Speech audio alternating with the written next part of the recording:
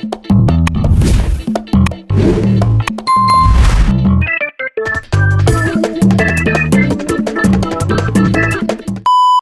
दोस्तों, आपका स्वागत है आज के हमारे इस नए वीडियो में। तो आज हम लोग कंप्यूटर ऑब्जेक्टिव प्रश्नोत्तरी यानी बिहार जीविका परीक्षा के लिए कंप्यूटर ऑब्जेक्टिव देखने वाले हैं, जो कि काफी ही वीवीआई प्रश्न है। ये काफी वीवीआई प्रश्न है जो आपके सीधे एग्जाम में आने की संभावना है। यह एग्जाम सितंबर में है और काफी बढ़िया एग्जाम है और इससे कंप्यूटर आधारित सारे प्रश्न मोस्ट वीवीआई है। और इस एग्जाम में जितने भी टॉपिक कंप्यूटर से पूछे रहेंगे उन सबसे क्वेश्चन है। इसमें इंट्रोडक्शन ऑफ कंप्यूटर से भी है, जनरेशन ऑफ कंप्यूटर से, इनपुट आउटपुट से भी है और प्रोग्रामिंग सभी से है। और ये इसका पार्ट 1 है और पार्ट 2 भी आएगा। मतलब इसके 10 या 11 वीडियो होंगे जिसमें आपके सारे ऑब्जेक्टिव हो जाएंगे। 30-30 क्वेश्चन का होगा छोटा छोटा सेट। आप इस वीडियो को 2 से 3 बार देख लीजिएगा, जिससे यह होगा कि अगर आप इसे याद भी नहीं करेंगे ना तो आप ऑप्शन देखेंगे तो इसे राइट आंसर कर पाएंगे। कॉम्पिटिटिव एग्जाम का एक ही तरीका होता है, जो भी वीडियो देखे उसे 2 से 3 बार देख लें। इससे आपको जब ऑप्शन साथ में मिलते हैं ना अलग से क्वेश्चन मिलाकर भी, तो आप उसका सही आंसर कर देंगे। इसके लिए आप मॉक टेस्ट दीजिएगा। इस वीडियो को 2 से 3 बार देख लीजिएगा और कहीं कहीं से अलग अलग क्वेश्चन लिख लीजिएगा और उसके बाद अपने से देकर देखिएगा। आप यह देखेंगे कि आप सही आंसर दे पाएंगे। तो चलिए बिना किसी देरी के इस वीडियो को शुरू करते हैं। और एक और बात, मेरा पूरा सेशन वाईटी पर बिल्कुल फ्री है। अगर किसी को नोट्स चाहिए बस कमेंट बॉक्स में यस टाइप कर दीजिएगा, हम आपको टेलीग्राम चैनल का लिंक दे देंगे। वहां से जाकर आप हमारे नोट्स स्टडी मटेरियल को डाउनलोड कर सकते हैं और पढ़ाई कर सकते हैं। तो चलिए शुरू करते हैं। तो जो हमारा फर्स्ट पॉइंट है, इंट्रोडक्शन ऑफ कंप्यूटर से कुछ क्वेश्चन देख लेते हैं। तो जो हमारा फर्स्ट क्वेश्चन है, कंप्यूटर शब्द किस भाषा से लिया गया है? तो इसका जो राइट आंसर होगा ऑप्शन नंबर सी यानी लैटिन भाषा से कंप्यूटर शब्द लिया गया है। अब चलते हैं हम अपने नेक्स्ट क्वेश्चन नंबर 2 पर। कंप्यूटर का अर्थ होता है, तो जो कंप्यूटर का अर्थ है वो है गणना करना। गणना करना कंप्यूटर का अर्थ है। अब चलते हैं हम अपने नेक्स्ट क्वेश्चन, जो कि क्वेश्चन नंबर 3 है। कंप्यूटर का मस्तिष्क यानी कंप्यूटर का ब्रेन क्या है? तो सीपीयू है। कंप्यूटर का ब्रेन सीपीयू है और सीपीयू का फुल फॉर्म होता है central process unit. Central process unit ही होता है सीपीयू का फुल फॉर्म। अब चलते हैं हम अपने नेक्स्ट क्वेश्चन पर, जो कि क्वेश्चन नंबर 4 है कि कंप्यूटर से डाटा प्रोसेसिंग मशीन क्यों कहा जाता है? कंप्यूटर को डाटा प्रोसेसिंग मशीन क्यों कहा जाता है? इसका जो राइट आंसर होगा ऑप्शन नंबर बी होगा, यानी डाटा को प्रोसेस करने के लिए। डाटा को प्रोसेस करने के लिए कंप्यूटर को डाटा प्रोसेसिंग मशीन कहा जाता है। अब चलते हैं हम अपने नेक्स्ट टॉपिक पर, जो कि 2nd नंबर टॉपिक है जनरेशन ऑफ कंप्यूटर। तो जनरेशन ऑफ कंप्यूटर से कुछ बेसिक क्वेश्चन है। जो हमारा पार्ट 1 है उसमें बेसिक क्वेश्चन है। इसका पार्ट 2 आएगा, पार्ट 3 आएगा। जैसे जैसे पार्ट का नंबर बढ़ता जाएगा वैसे वैसे क्वेश्चन का लेवल हार्ड होता जाएगा। तो अब चलते हैं हम इसका सेकंड जो है जनरेशन ऑफ कंप्यूटर से देखते हैं। तो इसका जो हमारा क्वेश्चन नंबर 5 है कि पहली पीढ़ी के कंप्यूटर में कौन सी तकनीक की प्रयोग की गई थी? तो जो हमारा फर्स्ट जनरेशन का कंप्यूटर था, प्रथम पीढ़ी का, उसमें कौन सा तकनीक उपयोग किया गया था? तो इसका जो राइट आंसर होगा ऑप्शन नंबर बी यानी वैक्यूम ट्यूब के तकनीक का उपयोग किया गया था पहली यानी फर्स्ट जनरेशन में। अब हम चलते हैं अपने नेक्स्ट क्वेश्चन नंबर 6 पर कि दूसरी पीढ़ी के कंप्यूटर का आधार, मतलब दूसरी कंप्यूटर जो था, दूसरी जनरेशन का, 2nd जनरेशन का कंप्यूटर, उसमें किस टेक्निक का प्रयोग किया गया था? तो जो हमारा 2nd जनरेशन था उसमें ट्रांजिस्टर यानी ऑप्शन नंबर ए इसका राइट आंसर होगा, ट्रांजिस्टर का प्रयोग किया गया था। अब हम चलते हैं अपने नेक्स्ट क्वेश्चन पर, जो कि क्वेश्चन नंबर 7 है। चौथी पीढ़ी के कंप्यूटर में क्या प्रयोग हुआ था? तो चौथी जो 4th जनरेशन का कंप्यूटर था उसमें ऑप्शन नंबर बी यानी माइक्रो प्रोसेसर का यूज किया गया था 4th जनरेशन के कंप्यूटर में। अब चलते हैं हम अपने नेक्स्ट क्वेश्चन पर, जो कि क्वेश्चन नंबर 8 है। 5वीं पीढ़ी जो 5th जनरेशन के कंप्यूटर है वो किस पर आधारित है?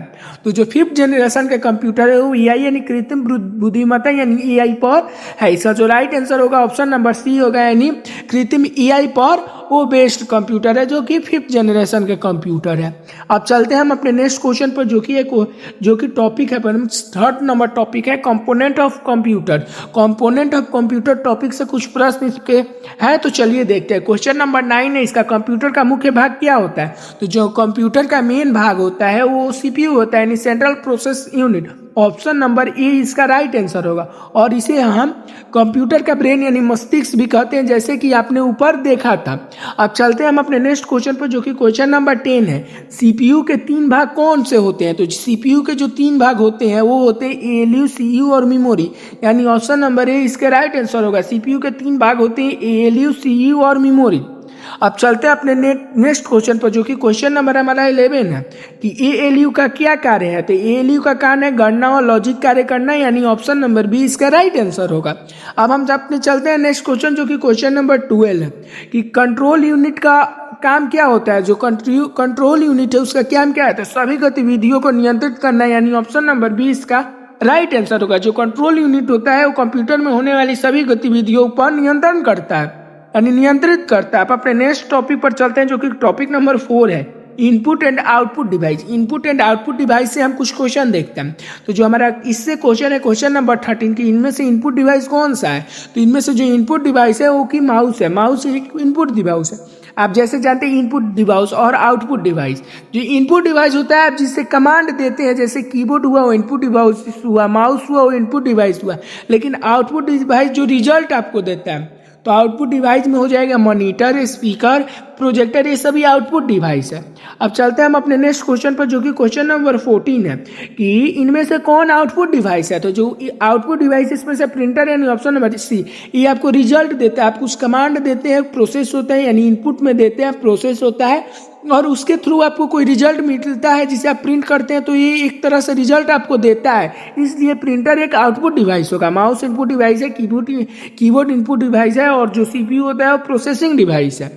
अब चलते हैं हम अपने नेक्स्ट क्वेश्चन में, जो कि क्वेश्चन नंबर 15 है कि टच स्क्रीन किस प्रकार का डिवाइस है। तो जो टच स्क्रीन होता है वो दोनों इनपुट और आउटपुट दोनों तरह का डिवाइस है। हमारा 15 क्वेश्चन हो गया और इसमें 15 क्वेश्चन है, फटाफट देख लेते हैं आगे के क्वेश्चन को। तो जो हमारा 16 नंबर क्वेश्चन है कि ओसीआर का उपयोग किसके लिए होता है। तो ओसीआर का जो उपयोग होता है स्कैनर और टेक्स्ट पहचानने के लिए, यानी ऑप्शन नंबर बी इसका राइट आंसर होगा। ओसीआर का उपयोग स्कैनर और टेक्स्ट को पहचानने के लिए किया जाता है। अब चलते हैं हम हमारे नेक्स्ट टॉपिक, जो कि कंप्यूटर मेमोरी है।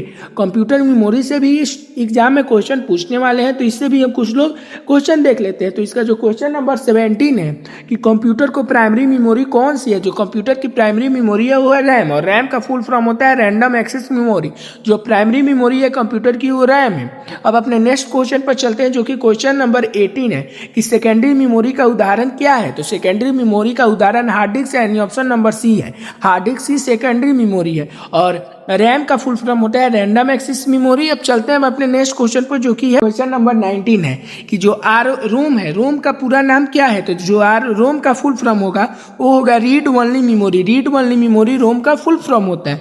अब चलते हैं हम अपने नेक्स्ट क्वेश्चन पर, जो कि क्वेश्चन नंबर 20 है कि कैच मेमोरी का प्रयोग किसके लिए किया जाता है। तो कैच मेमोरी के प्रयोग गति स्पीड बढ़ाने के लिए किया जाता है। अपने मोबाइल में भी मेमोरी कैच, आप किसी ऐप पर जाइएगा और स्टोरेज सेक्शन में जाइएगा ना, तो एक ऑप्शन होता है कैच का, इसको आप कर देंगे ना कैच के ऑप्शन को, तो जो हमारा जो होता है, जो कि ऐप होता है वो काफ़ी स्मूथ यूज करने लगता है। वैसे ही कंप्यूटर में भी कैच मेमोरी होता है। इसके उपयोग से जो गति स्पीड बढ़ जाती है कंप्यूटर को प्रोसेसिंग करने की। अब चलते हैं हम अपने नेक्स्ट क्वेश्चन पर, जो कि टॉपिक है नेक्स्ट क्वेश्चन 21 नंबर है कि मेमोरी यूनिट से संबंधित इसमें क्वेश्चन है। तो 1 KB में कितने बाइट्स होते हैं। तो 1 KB में 1024 बाइट्स होते हैं।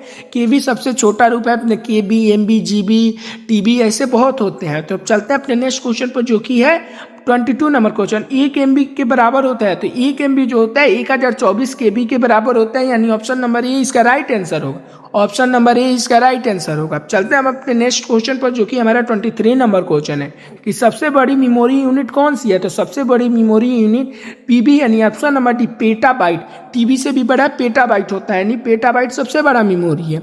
अब चलते हैं हम अपने नेक्स्ट क्वेश्चन पर, जो कि क्वेश्चन नंबर 24 है कि कंप्यूटर मेमोरी को किससे मापा जाता है। तो कंप्यूटर मेमोरी को बीट और बाइट में मापा जाता है, यानी ऑप्शन नंबर ए इसका राइट आंसर होगा। बीट एंड बाइट से कंप्यूटर मेमोरी को नापा जाता है। हम चलते हैं अपने नेक्स्ट क्वेश्चन पर, जो कि क्वेश्चन नंबर 7 है कि प्रोग्रामिंग लैंग्वेज, मैंने टॉपिक है प्रोग्रामिंग लैंग्वेज, जो इसका क्वेश्चन है 25 नंबर, और 5 ही क्वेश्चन बचे हुए हैं कि मशीन भाषा पर आधारित है। तो मशीन भाषा पर ऑप्शन नंबर ई, यानी अंग्रेजी शब्द उच्च स्तरीय भाषा असेंबली कोड। तो सारे ऑप्शन में जो राइट आंसर होगा, यानी प्रोग्रामिंग लैंग्वेज कौन है, मशीन भाषा इसमें से कौन है। तो 0 और 1 बाइनरी नंबर एक प्रकार का मशीन भाषा। आप अपने चलते हैं अपने नेक्स्ट क्वेश्चन पर, जो कि है 26 नंबर क्वेश्चन, COBOL का प्रयोग किसके लिए किया जाता है? तो COBOL का प्रयोग हम लोग व्यावसायिक कार्य के लिए करते हैं, यानी ऑप्शन नंबर बी इसका राइट आंसर होगा। अब चलते हैं हम अपने नेक्स्ट क्वेश्चन पर, जो कि 27 नंबर है कि उच्च स्तरीय भाषाओं का उदाहरण क्या है? तो जो उच्च स्तरीय भाषाएं हैं उनका जो उदाहरण है वो है C++ और जावा, यानी ऑप्शन नंबर ए इसका राइट आंसर होगा। ये एक प्रकार की प्रोग्रामिंग लैंग्वेज है, C++, जावा, पाइथन एक उच्च स्तरीय कंप्यूटर लैंग्वेज है, यानी मशीनी भाषा है। अब चलते हैं हम अपने नेक्स्ट क्वेश्चन पर, जो कि क्वेश्चन नंबर 28 है। असेंबली लैंग्वेज में प्रयोग होता है, तो असेंबली लैंग्वेज में मिनोमिनिक्स का प्रयोग करते हैं, जो कि ऑप्शन नंबर बी इसका राइट आंसर होगा। अब चलते हैं अपने नेक्स्ट टॉपिक पर, जो कि है और टॉपिक 8 है कंप्यूटर नेटवर्क। कंप्यूटर नेटवर्क से भी क्वेश्चन जो है बिहार जीविका में रहेंगे, और इसका जो नेक्स्ट क्वेश्चन है 29 नंबर, LAN का पूरा नाम क्या है? तो LAN का पूरा नाम है option number A local area network, यानी ऑप्शन नंबर ए इसका राइट आंसर होगा। अपने लास्ट क्वेश्चन पर चलते हैं, जो कि क्वेश्चन नंबर 13 है। इंटरनेट किस प्रकार का नेटवर्क है? तो जो इंटरनेट है ऑप्शन नंबर सी, यानी WN तरह का एक नेटवर्क है। और एक और बात इसका